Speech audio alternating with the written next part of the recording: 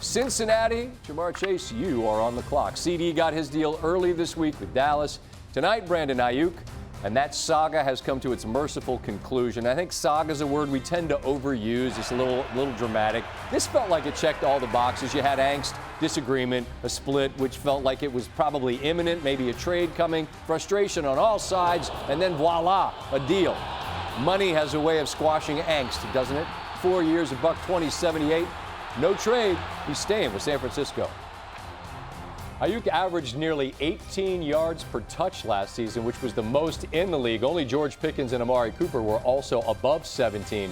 His 7 games with 100 receiving yards last season, the most by a 49ers player since the greatest receiver of all time, Jerry Rice, had 9 in 1995. Adam Schefter joins us now to explain how this got done in the end, because, Adam, at times the temperature rose to such a point where it appeared that perhaps a divorce was coming here, right? By way of a trade. Didn't happen. Ultimately, they work it out. How? Well, Scott, there was so much that happened between the 49ers wanting to re-sign Brandon Aiyuk in the offseason and them actually re-signing him during training camp. In between, we had Brandon Aiyuk tweeting at Mike Tomlin. We had him posting photos with the Commanders quarterback, Jaden Daniels.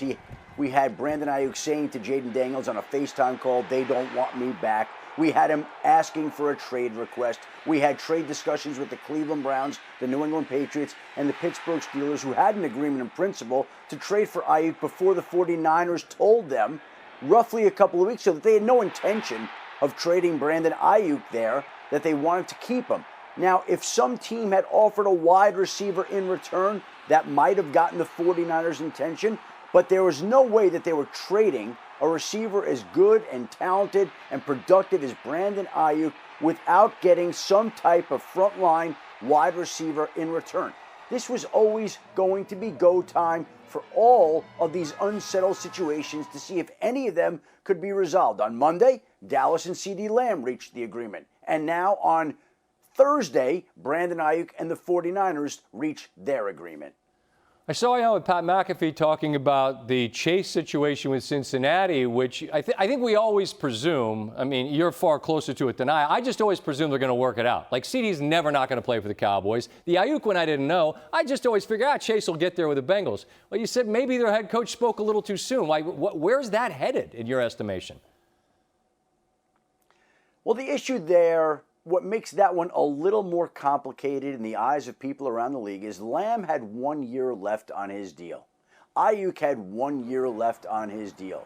In the case of Ja'Marr Chase, he's got 2 years left on his deal, and we heard Mike Brown on the eve of training camp say that it's going to be difficult to get a deal done. Now, the two sides have spoken, and they're trying to work it out, but as of earlier today, I was told those talks were going in slow motion. They weren't proceeding very rapidly, so then it's up to Ja'Marr Chase about what he wants to do. There are still some issues for those two sides to sort out, but that one is a little bit more complicated than CD Lamb and Brandon Aiyuk.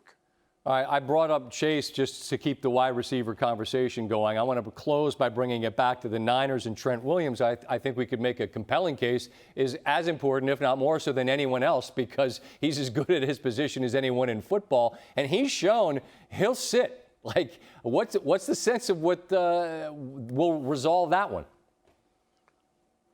Well, the Niners and Trent Williams have been talking, and we've heard Kyle Shanahan say this week he's been talking to Trent Williams, and the sense is that they haven't gotten close so far. But I think this team was really focused on trying to get this deal done with Brandon Aiyuk, and it took a lot of energy and attention.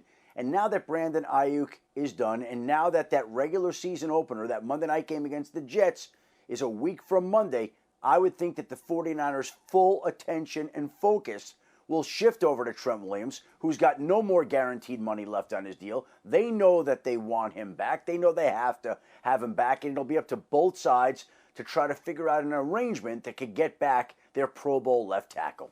Well, we will look forward to visiting with you from there as we will begin Monday Night Countdown there with the Jets and the Niners. We'll see if the big tackle is on hand. Adam Schefter, as always, breaking the news from the NFL. Thank you for your time. I appreciate you. Thank you very much, Scott. Paydays continue for for the pass catchers in the NFL. This is really the direction the game has gone, and why wouldn't it?